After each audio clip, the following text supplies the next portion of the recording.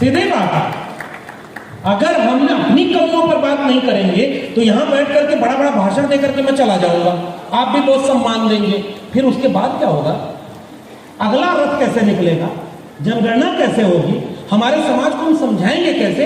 और कहां गलती हो रही है इसको भी तो बात समझना होगा। और इसलिए इस बात को समझिएगा, जो तेरे ऐब बताता है उसे मत खोना, जो तेरे ऐब बताता है उसे मत खोना। अब कहां मिलते हैं आईना दिखाने वाले? अब तो लोग बांटने वाले मिल रहे हैं, तोड़ने वाले मिल रहे हैं। ओबीसी को ओबीसी से लड़ा दो, दलित को दलित से लड़ा दो, अब तो तोड़ रहे हैं सब ना। हम लोग जोड़ने के लिए यहां आए। एजुकेशन में बजट 10 साल पहले 5% के आसपास था, 4.9, और इस बार एजुकेशन का बजट 2.5 हो गया। पढ़ेगा इंडिया तो सवाल पूछेगा इंडिया, पढ़ेगा इंडिया तो नौकरी मांगेगा इंडिया, पढ़ेगा इंडिया तो पाखंड में सवाल पूछेगा कि बाबा लोग कहां से आ गए जो पर्ची बना के कहता है तुम्हारे घर में सुख संपत्ति नहीं है क्योंकि तुम हरी चटनी खाते हो, कल से लाल चटनी खाओ, जाओ दया हो जाएगी तुम्हारे पास। ये बाबाओं के दुकान बंद हो गई। इतने बड़े बड़े बाबा आजकल आपके यहाँ आ रहे हैं नहीं? एक बाबा मध्य प्रदेश का है, वो कहा कि अगर आपके बच्चा बच्ची पढ़ाई ना अच्छी करे तो उनको ना बेलपत्री पर शहद लगाकर एक जगह लगा देना और आपका बेटा पास हो जाएगा। कुछ दिन बाद अखबार में खबर छपी कि उसी का बेटा 8वीं में फेल हो गया और दुनिया भर का बाबा मूर्ख बना। और सबसे ज्यादा बाबाओं के चक्कर में हमारे समझदार को सब धर्म यहीं पर लेकर के। अरे मैं आया पिछली बार, पता चला कि यहाँ भी आजकल कोई कथा उथा करने वाला आ रहा है, लाखों रुपया उसको चंदा दे रहे हैं भाई। एक छोटा सा किस्सा सुना तो 5 मिनट और बोलूंगा। बाबा साहब अम्बेडकर के 3 गुरु, तीनों में एक भी शेड्यूल कास्ट नहीं है। रिश्ता देखो ना हमारा, पहले गुरु महात्मा बुद्ध, दूसरे गुरु महात्मा कबीर और तीसरे गुरु महात्मा फूले। रिश्ता हमारा वैचारिक है। इसलिए अगली बार बड़ी सी तस्वीर मैं आपको एक सलाह देके जा रहा हूं, बाबा साहब अम्बेडकर की, बीपी मंडल की और बिरसा मुंडा की, तीनों की तस्वीरें बड़ी बड़ी लगाइएगा ताकि हमारा एक रिश्ता दूर से दिखे कि हम तीनों एक होकर के आगे की लड़ाई लड़ने चाह रहे हैं। संचालक महोदय बहुत शानदार बात कह के गए, जो पीढ़ियां आंदोलित नहीं होती, सो जाती हैं, उनकी आने वाली पीढ़ियां गुलाम पैदा होती हैं। इस बात को याद रखिएगा। इसलिए हमें जागना, एक हाल गुजरना होगा यार, मक्तल से बहरहाल गुजरना होगा। बच गए हम तो किसी और को मरना होगा।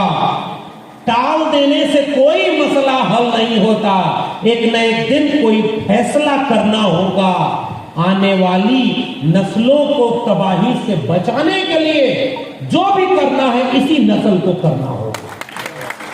ये मेरी बात याद करके लिख के रख लीजिएगा। आरक्षण का फायदा हमने लिया, संविधान का फायदा हमने लिया, मंडल आंदोलन का फायदा हमने लिया, और जब लड़ना हुआ प्रदीप साहब वीआरएस लेकर के बैठे हुए हैं। बताइए इतनी बड़ी लड़ाई इन लोगों ने लड़ी, हमारी आंखों के सामने वो लड़ाई छीनी जा रही है और हमारी नई पीढ़ी को पता ही नहीं।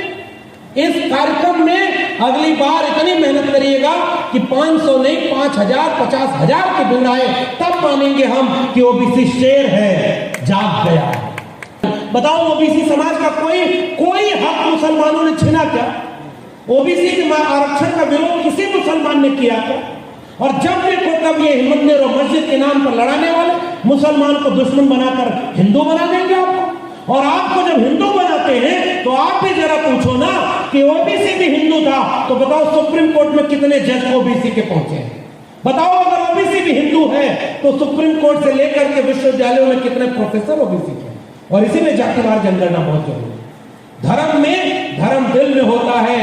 मोह को कहां ढूंढे रे बंदे, मैं तो तेरे पास में, ना मैं मंदिर ना मैं मस्जिद ना काबे कैलाश में, ना मैं जप में ना मैं तप में ना मैं व्रत उपवास में, खोजी हो तो तुरते मिली हो पल भर की तलाश में। कहे कबीर सुनो भाई साधो, मैं तो हूं विश्वास में, और हमको बाहर के नाम पर लड़ाया। न्याय की लड़ाई है। इसी बात को गांव गांव पहुंचाइएगा। इस देश में कभी कोई दंगा नहीं हो सकता, और दंगा में हमारे लोगों को इस्तेमाल करते हैं। मंडल कमीशन कह रहा है कि हर जिले में एक हॉस्टल बनेगा। मैं इसीलिए हॉस्टल की बात कह रहा हूं। मंडल कमीशन कहता है सर विशेष कोचिंग सेंटर बनेंगे ओबीसी बच्चों के लिए, विशेष एक भी लागू नहीं हुई।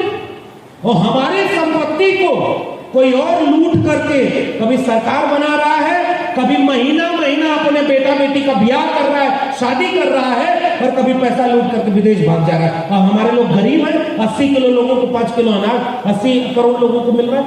80 करोड़ में से 70 करोड़ ओबीसी होंगे। बताइए गलत कह रहा हूं सही है?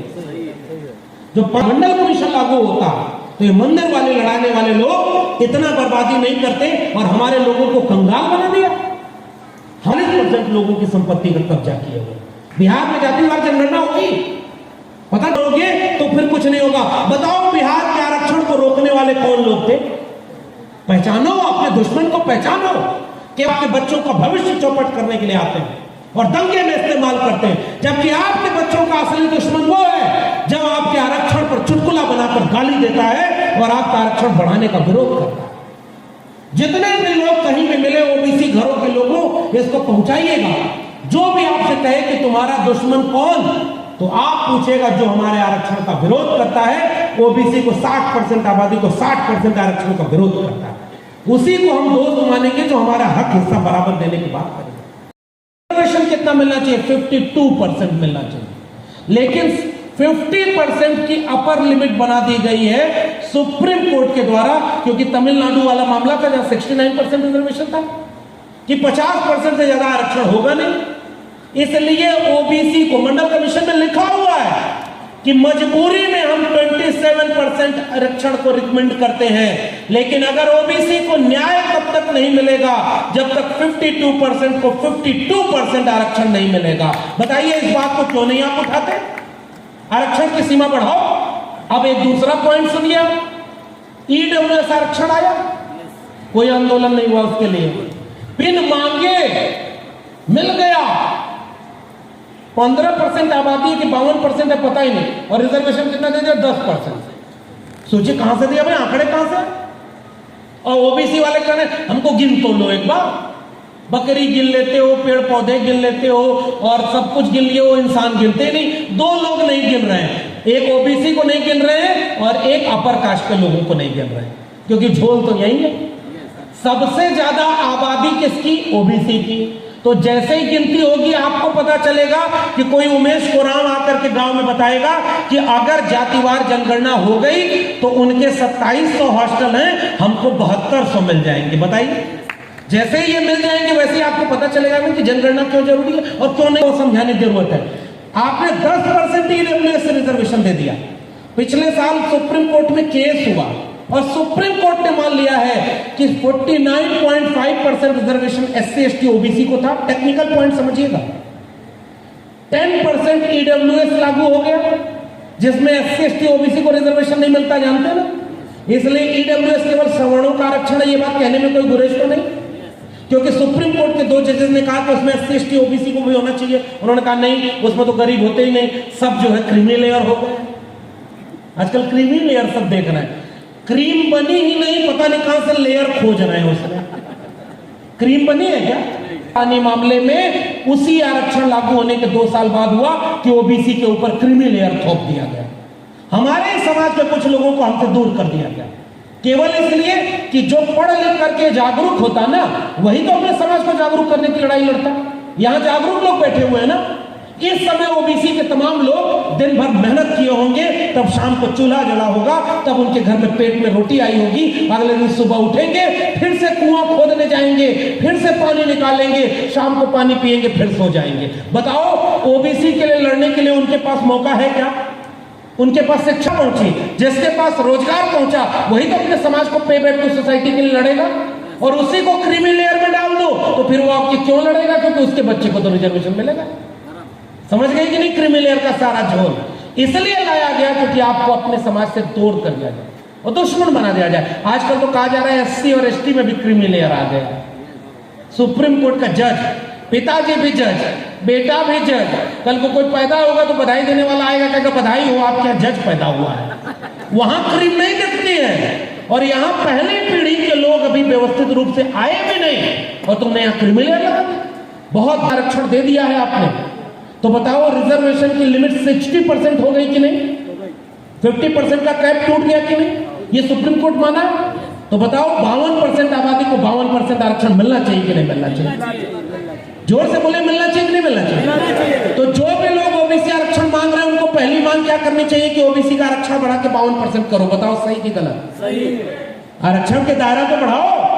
इस कंपार्टमेंट में बहुत भीड़ हो गई है, अब नई बोगी इसमें जुड़ेगी, तब नई सवारी आए, हम सबका स्वागत करेंगे गले लगाकर। जो भी हाथ से मेहनत करने वाला है वो हमारा भाई है। हमारी लड़ाई बना करके दिखाओ कि कितने लोगों को कितना रोजगार मिला, शिक्षा मिली।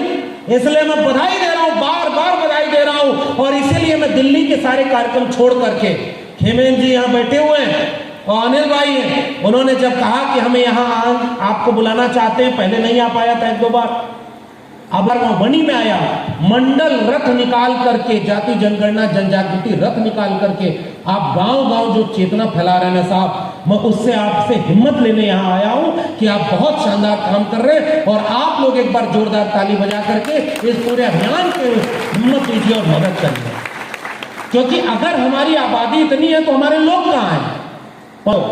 और उसी बिहार में मुख्यमंत्री थे कर्पूरी ठाकुर जी और यूपी में मुख्यमंत्री थे राम नरेश यादव। तो दिल्ली में से जातिवादियों ने नारा बनाया, ओबीसी समाज के लोगों अपना इतिहास पढ़ना, गालियां दी गई कि दिल्ली से चमड़ा भेजा संदेश, बार बनावे कर्पूरी और भैंस चरावे राम नरेश। ये मुफ्त कर दी कि अगली बार किसी किसान कुमार के बेटी को अगर पढ़ाई करनी हो तो उसको किसी के सामने झुकना न पड़े। हमारे लोगों को जब मौका मिला तो हमारे लोगों ने न्याय किया, सम्मान दिया और अपमान सहते रहे। इसलिए मंडल आंदोलन, अगर इस देश को बचाना है, अगर इस देश को सबका देश बनाना है, सबका भारत बनाना है, तो जाति जनगणना के बिना यह देश सबका नहीं बनेगा। इस देश के दीवारों पर जाकर लिख दीजिएगा कि जाति जनगणना नहीं तो कोई जनगणना नहीं, और जब तक जाति जनगणना नहीं होगी तब तक हम चैन से नहीं बैठेंगे। को अगर देश से मोहब्बत है तो सबको इस आंदोलन में शामिल करिए और कहिए कि जिसकी जितनी संख्या भारी उसकी उतनी हिस्सेदारी। इसकी बात के आंदोलन को हम मानवर कांशीराम को याद करते हैं। मानवर कांशीराम ने मंडल कमीशन लागू करो वरना कुर्सी खाली करो करके नारा लगा के आंदोलन किया था। रामविलास पासवान जो ओबीसी नहीं थे, उन्होंने जंतर मंतर पर बैठकर अनशन किया कि मंडल कमीशन की सिफारिश को लागू करना चाहिए। दक्षिण भारत में करुणानिधि, ईवी रामास्वामी नायकर पेरियार की वारिस, उन्होंने 1983 में जाकर के वहां आंदोलन किया कि 80 में मंडल कमीशन की रिपोर्ट राष्ट्रपति को सौंप दी गई है, 83 तक लागू नहीं हुई। लेकिन उसी समय दुर्भाग्य से उस समय के प्रधानमंत्री की हत्या हो गई और वो आंदोलन थोड़ा दब गया और 1985 से मंडल विरोधियों ने कमंडल की यात्रा निकाल दी। पता है ना आपको कमंडल का मतलब? समझ रहे हैं ना? समझदार को इशारा काफी। एक तोता हुआ करता था, देखिए कुछ बातें तो समझदारी से, तो अन्याय के विरोध में है, हकमारी के विरोध में है, हमको हमारे हिस्से का हक चाहिए। अब बाकी ये देख लो कि उस पर कब्जा किसने कर रखा है, और ये कब्जा का पता चलेगा जातिवार जनगणना से। तो जैसे उमेश जी ने जातिवार जनगणना का रथ निकाला है, वैसे कुछ लोगों ने मंदिर का रथ निकाल दिया। और मैं याद करना चाहता हूं यहां आज के दिन मरहूम शरद यादव जी को, जिन्होंने बिहार से मंडल रथ निकाला था और उन्होंने कहा था चाहे वो शरद यादव हो, लालू प्रसाद यादव हो, करुणानिधि हो, स्टालिन के पिताजी और उसके बाद मुलायम सिंह यादव हो, तमाम लोगों ने मिलकर के मंडल आंदोलन लागू करने के लिए आंदोलन किया। तब जाकर के मंडल की एक सिफारिश लागू हुई, एक सिफारिश लागू हुई। कल्पना करिए कि जो लोग मंडल के लिए लड़ाई लड़ रहे थे, प्रदीप सर जानते होंगे, पुराने बहुत सीनियर लोग बैठे हुए हैं, और नौजवानों को यह बात बताइएगा, उनके घरों पर पथराव हो रहा था, उनके पुतले फूंके जा रहे थे, देश बर्बाद हो गया। क्यों? मंडल लागू हो गया, आरक्षण लागू हो गया, अब तो देश बर्बाद हो जाएगा। मैं जिस दिल्ली विश्वविद्यालय में 14 साल पढ़ाया, उसके बाद भी मुझको निकाल दिया। मुझसे ज्यादा काबिल वहां कोई था नहीं। अब उदाहरण से वो मेरिट की, मैं अपने बारे में बहुत बताता नहीं, जहां इतने बड़े पुरखों की मूर्तियां और तस्वीरें लगी हो ना, हम जैसे लोग तो अपने तो मेरिट खत्म हो जाएगी और नाकाबिल लोग इस देश में आ जाएंगे। बोलिए याद है कि नहीं? गाली दी थी, अपमान किया था। अब बताओ 2023 में क्या हुआ? लक्ष्मण यादव इलाहाबाद यूनिवर्सिटी का गोल्ड मेडलिस्ट, अपने बैच का टॉपर, दिल्ली यूनिवर्सिटी से पीएचडी, 3 आर्टिकल होने चाहिए और 3 की बजाय 8 आर्टिकल उसके पब्लिश थे। 14वां साल उसके टीचिंग एक्सपीरियंस का चल रहा था। एपीआई स्कोर होता है, academic performance indicator, 100 number, 100 number में से 96 नंबर मेरा था, और मुझे हटा करके 52 नंबर वाले एक व्यक्ति को पीछे से नौकरी दे दी। बताओ मेरिट की हत्या हुई कि नहीं हुई? बताओ इसका जवाब कौन देगा? आज तुम्हें नहीं पता कि तुम लोग इसलिए नौकरी से निकाल दी क्योंकि हमारा समाज सोया हुआ। चुटकुला कहा जाता है 22%। बताओ पुराने बुजुर्ग लोगों, सम्मानित लोगों, देश का कोई एक संस्थान ऐसा बता दो जिसमें 27% ओबीसी को पूरा हक मिल गया हो। बताइए कोई संस्थान है? विश्वविद्यालय जिससे मैं आता हूं, 54 केंद्रीय विश्वविद्यालय है, 4% ओबीसी प्रोफेसर। आबादी कितनी? 52%। 1931 की जनगणना कर रहे हैं। अगर आज जनगणना हो जाए तो ओबीसी की आबादी 60% से कम तो नहीं होगी। होगी क्या? 60% आबादी हमारी, 60%। आरक्षण कितना मिला? 27%। और यूनिवर्सिटी में प्रोफेसर कितने? सेंट्रल यूनिवर्सिटी में 4%। बताओ सोया हुआ शेर है कि नहीं? अगर ये जागा हुआ यूनिवर्सिटीज में 2018 में सेंट्रल यूनिवर्सिटी में तो कोई प्रोफेसर वाइस चांसलर है ही नहीं। पूरे देश के स्टेट यूनिवर्सिटी को मिलाइए, और ये आंकड़ा भी गांव-गांव पहुंचाने की जरूरत है ओबीसी के लोगों। 596 कुलपति हैं पूरे देश में, 2018 का आंकड़ा है। उसके बाद तो आईटीआई बंद हो गई।